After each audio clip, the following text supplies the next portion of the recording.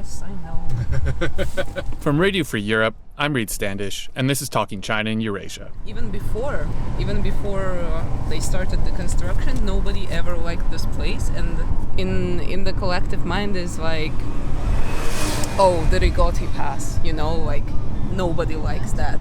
And that's me with my colleague, Tamuna Chkareuli. She's a photojournalist working with Radio Free Europe's bureau in Tbilisi. And we're stuck in traffic at a mountain pass while driving across Georgia. Because apparently there can be only one passage at a time.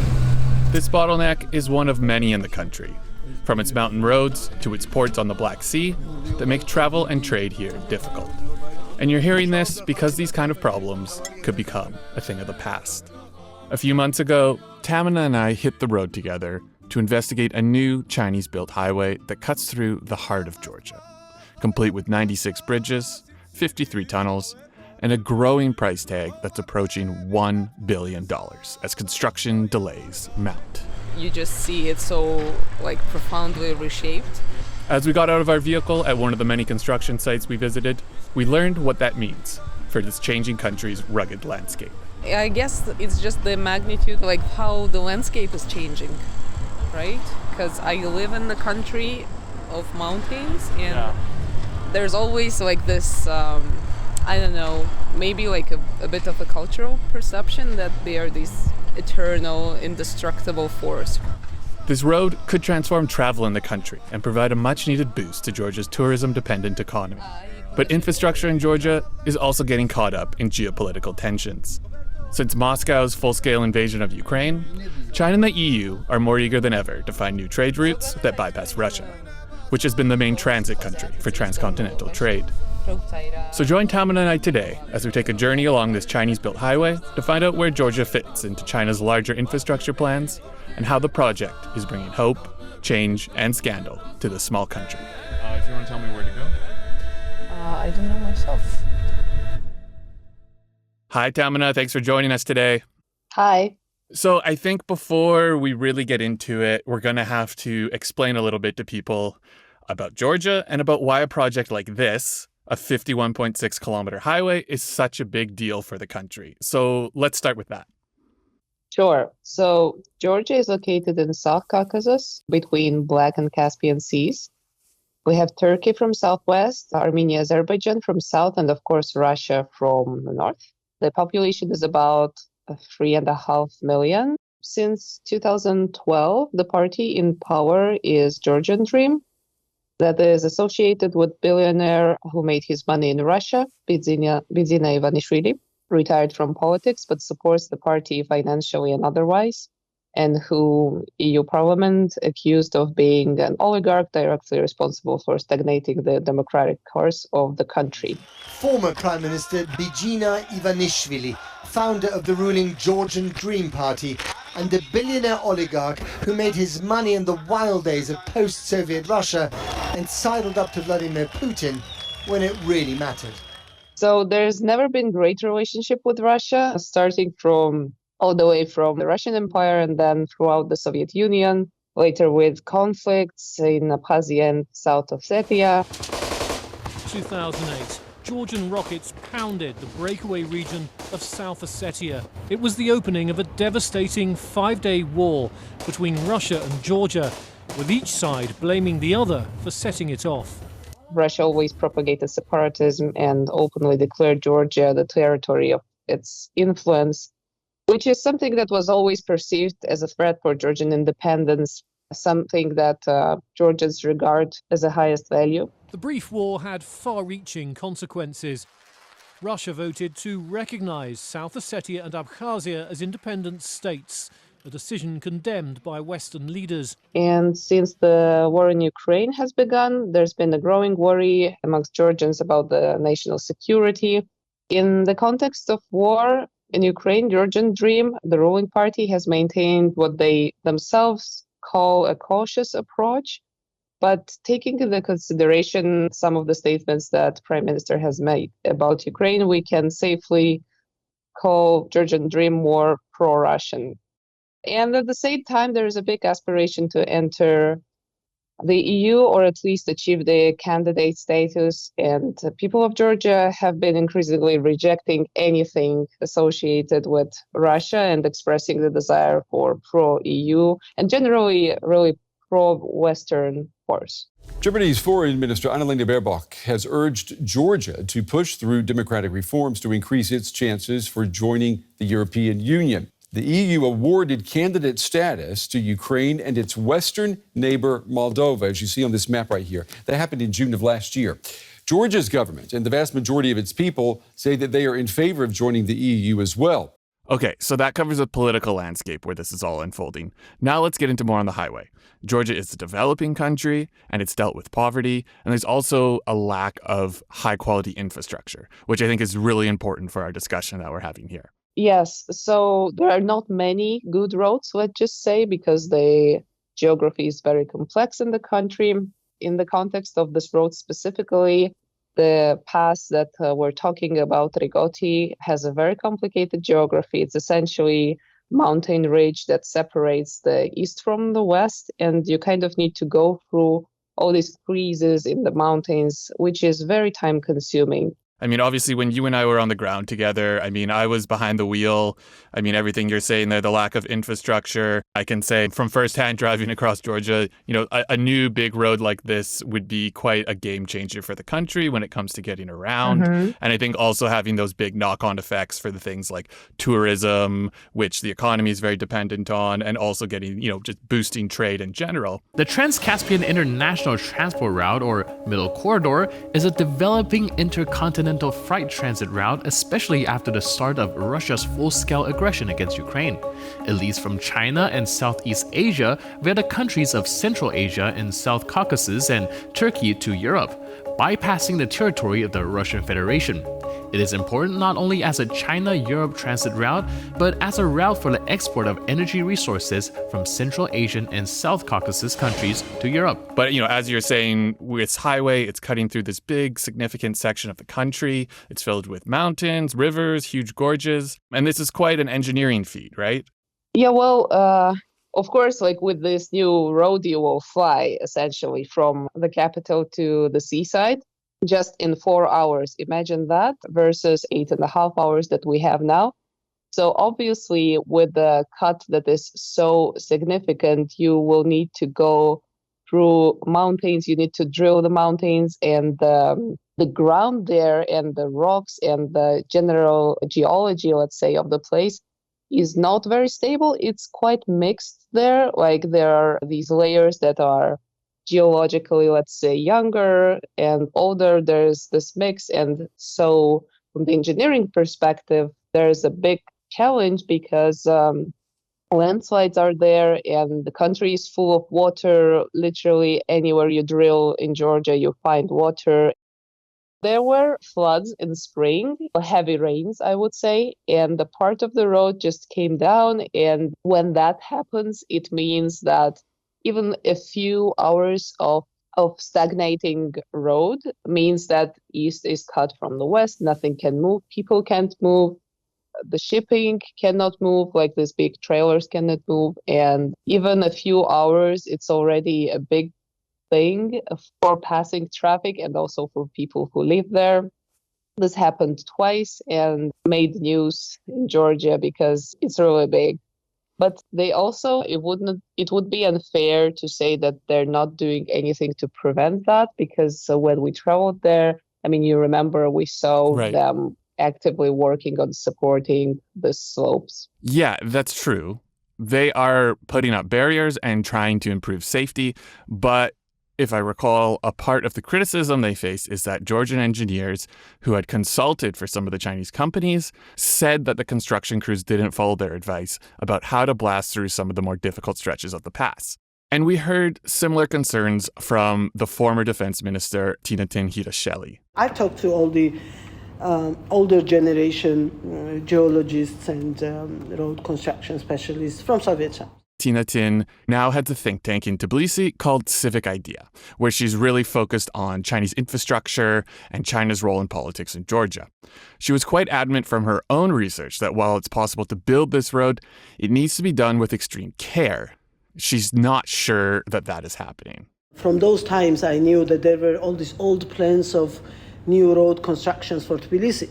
And I've seen them. And because I knew that, I was absolutely sure that there was a bigger one for the whole country. And they were 100% sure. They were telling us with like full conformity that all these plans were made, but it never got realized because of the environmental damage that could simply collapse the road. And then they were saying that, well, now under the modern technology, of course, many things have changed, and they were very honest. They were saying, we are pretty sure that with the modern technologies and extra money spent on it, probably it's possible to do it, but you need to spend lots of money for it. Some of these concerns came to a head recently with a series of large landslides that blocked the Rakoti Pass. Every time I drive on portion of that highway or whatever, I have a feeling that the land is going to disappear under me and something horrible is going to happen. And then it happened. And she's not the only one with these concerns, right, Tamuna? Yeah, there was a geologist. We interviewed him in RFRO as well, and he mentioned that the geology of the place is quite complicated, and he wrote a full report on that, but he is not aware if they considered it or implemented anything from what he advised. There's just so much secrecy over this. We don't get to see any documents. Generally, people are sensitive to journalists in Georgia, but especially if something big is going on, and especially if there's even the slightest chance of jeopardizing your job security, because jobs are everything here. Right. Another thing that really stuck out to me on that was the amount of very sudden changes that this project is bringing to people who live in the villages and the towns along its route. We are in Surami.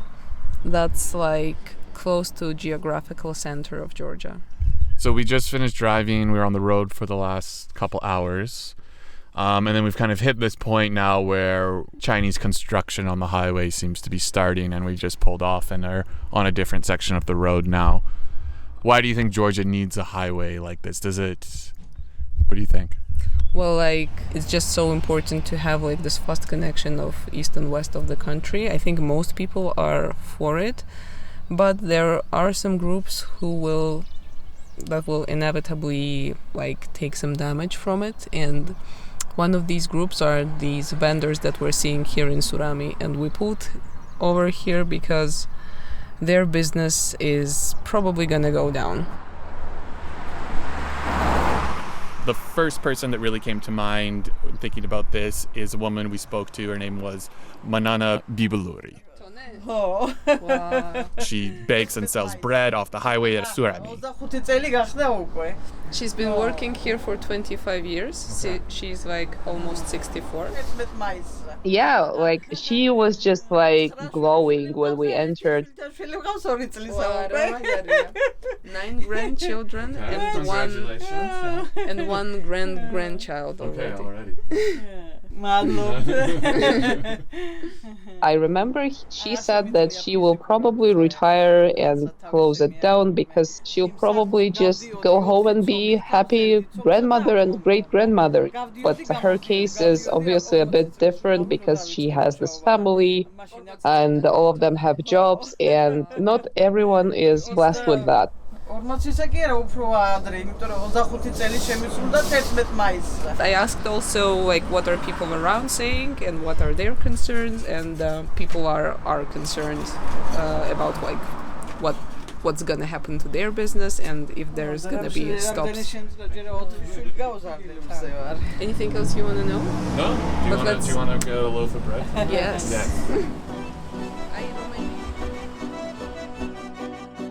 I mean, I guess it's also important. We need to, I think, explain a little more about what's happening here in Surami, right? So it's going to essentially, this new highway is going to be bypassing it.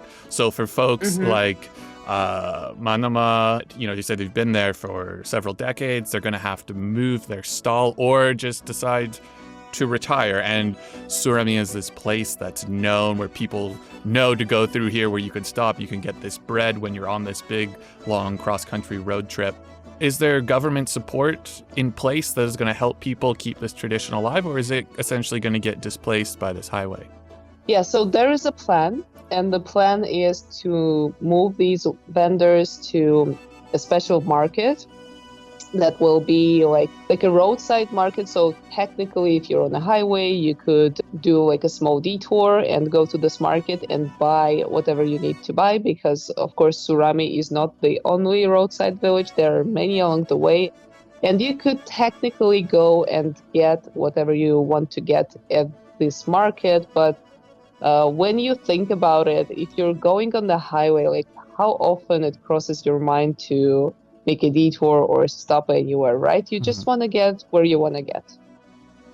And I think that's that tension that you're getting at, right? I mean, that's something we encountered a lot on this trip. There is this kind of friction that's materializing between, these traditions and these traditional ways of making a living, which are very prominent in Georgia. And then also with these quick changes that this highway is bringing. And I thought this was quite clear while we were in Shrosha, and we met this woman named Zoya Gargatsi. She's been here for 22 years. A lot of her colleagues as well started chatting with us, and she makes her living selling this very specific traditional form of pottery from her roadside stall. She just describes me like the clay making process, because there's like a clay source here in the mountains, and like men usually go and take this clay and they like process it in a special like machine, and then from it they're making this, and practically all the entire village is engaged in it. What does this highway mean for her? Yeah, so Shrosha is important. It's so traditional that my background is in art history, and we literally studied Shrosha because it's such an important historical ceramic center. And Zoya is engaged in that. She told us how the whole of Shrosha is living off these clay crafts. So for her, of course, as for Manana, it's a challenge, because when you are on the road and you pass by Shrosha, you see this beautiful display, this terracotta color just pops out immediately, and you want to stop and you want to see what it is. I remember that chatting with Zoya was also interesting, because she said that I do understand why people want this road. I do understand it will make many people's life easier, but what about us? We worked on this all our lives, and now there is this big change, and we don't really know how we will adapt to it. They're saying that by the standard of construction, they think that it's going to be good, but it's like nobody kind of sees the impact it will have on them, and they get lost behind this big project. And then they like joked that like it's gonna be so quiet here that wolves will eat them. I thought she was a really interesting person to speak with, because she really expressed both that hope of what this highway could do for this country, right? Attached a lot to the project, what it could do for the country's economy, also for local people getting work. Yeah, she says that a lot of people from the village are working on the construction. On the construction, and once it's done, they will probably like return to clay making. So like there's been like also like a bit of a positive thing. But also it's, bringing changes, very abrupt changes in a really short time frame, which is something that I think also factors into when we look at who is building this highway in Georgia, which is a collection of Chinese state-owned companies. And traditionally, China has taken a backseat to Russia, Europe, and the US when we're talking about Georgia's foreign policy. But we're seeing this start to shift. Chinese investment in the country, particularly in infrastructure, is growing. And the Georgian government just recently signed a strategic partnership agreement with China, with Georgian Prime Minister Irakli Garibashvili signing the deal and also giving some very glowing reviews of relations with Beijing. President Xi is truly an exemplary leader. And talking up the middle corridor during his visit. I'll tell you from our perspective, Georgia signed a clear roadmap with Kazakhstan and also with Azerbaijan. We have full understanding how to increase the capacity of this corridor, increase the capacity of railroads or ports and other infrastructure. In Georgia, we are doing lots of big infrastructure projects, such as the East and West Highway, And also East-West Highway is also being built by the Chinese companies. And I have to say how efficient they are. And also their prices are also competitive. And we're quite satisfied. So why is China interested in building this highway? And what does it want from Georgia? Well, it's a new way to trade with EU, and it has good value for the money. So with the invasion of Ukraine, I think, generally Western governments are looking for new ways to bypass Russia and not to use the northern corridor, let's say, which has been the main road for overland trade between Europe and China, and the highway is a part of that. It also envisions the railroad and, in theory, a clear port.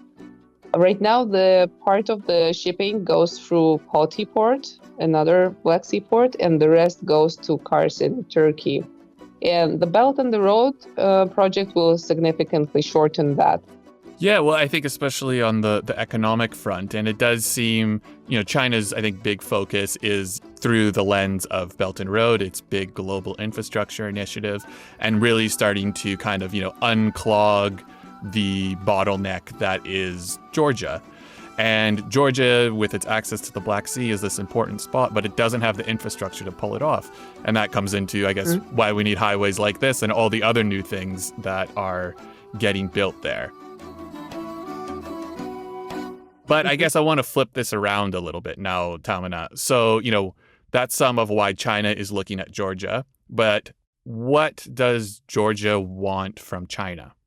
Yes, so if we are becoming this transit corridor, obviously there's a lot more goods passing through Georgia, and we're just becoming this very important transit point. That means that there will be a lot more coming through Georgia and going to EU. Each year, $600 billion worth of annual trade passes between China and Europe. The Middle Corridor will allow transit countries to benefit.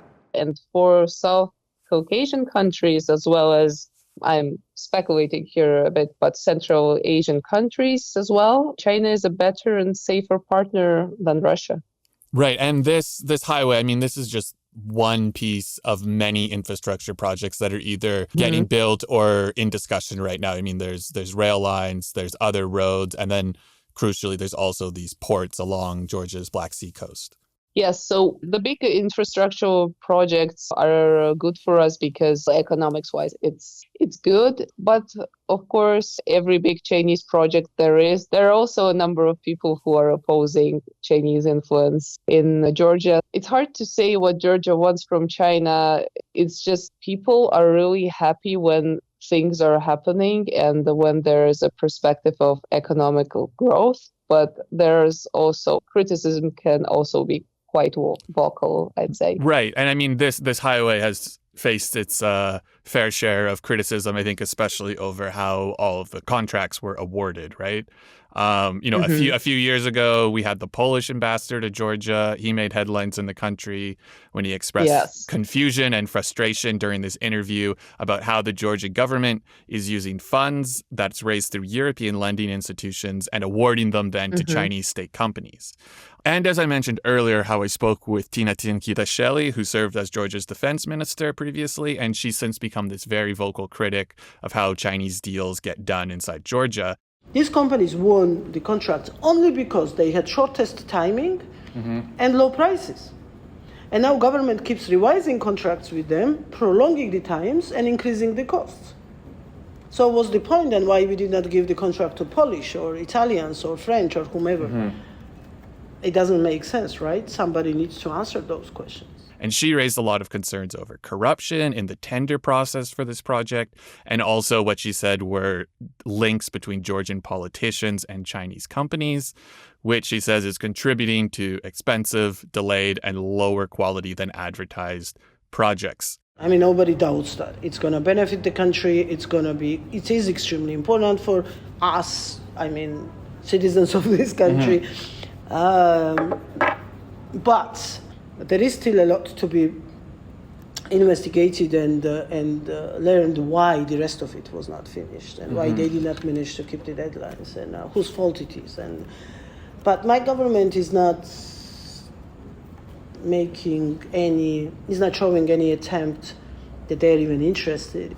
Are all those concerns still in play? Yeah, I would say, generally, whenever there's like a big tender and bidding going on, there's always concern of corruption in Georgia, because the record of the Chinese companies that are in this deal is not spotless. There is this Hunan Road and Bridge Construction Group that faced controversy for bribery, right, and environmental damage in previous projects.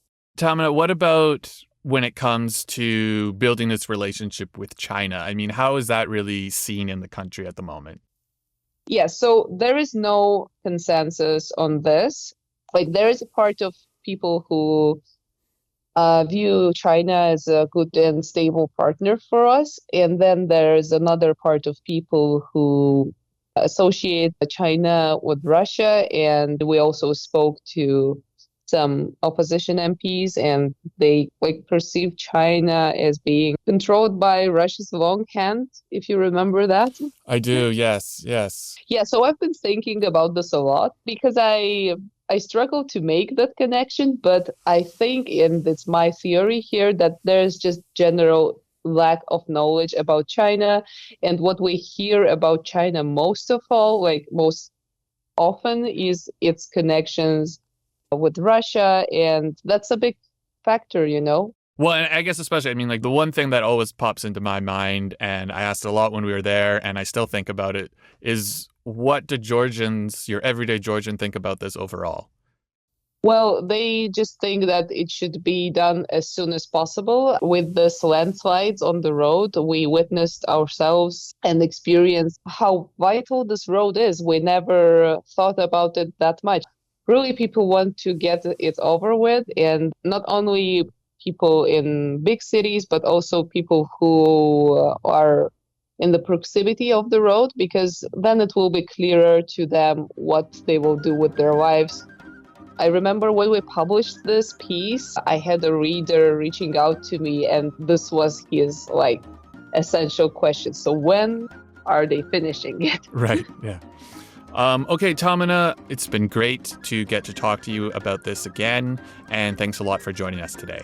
Thanks for having me. All right, that's all for this episode. I'm your host, Reid Standish. Katie Toth is our producer. Studio direction was done by Vladan Milakovic. Thanks to editors Carla Pedret, Kathleen Moore, and Pete Baumgartner, and to Radio Free Europe's journalists around the world that make podcasts like this possible. If you like this podcast, please share it and subscribe on Apple, Spotify, or wherever else you like to listen. Finally, if you haven't already, subscribe to the China in Eurasia newsletter, which goes out every other Wednesday. Thank you for listening, and we'll talk to you next time.